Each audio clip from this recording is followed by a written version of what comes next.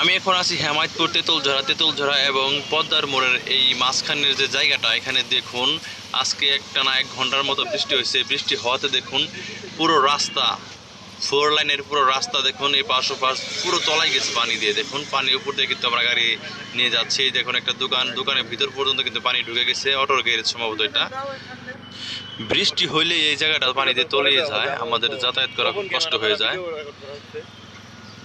এখানকার যে ম্যানুয়ালের ড্রেন কিন্তু পুরো জ্যাম হয়ে গেছে। জ্যাম হওয়ার কারণ হচ্ছে মানুষের ময়লা আবর্জনা রাস্তাঘাটে ফেলে রাখে, তারপর বৃষ্টি হলেই সব ময়লা ড্রেনে চলে যায়, ড্রেনে গিয়ে কিন্তু আটকে যায় ড্রেন।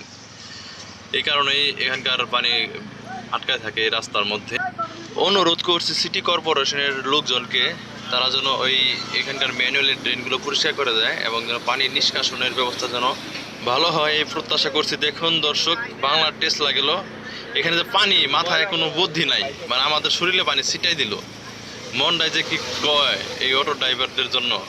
এই দেখুন পরিবার পরিজন নিয়ে কীভাবে পানির উপর দিয়ে মোটরসাইকেল চালিয়ে যাচ্ছে।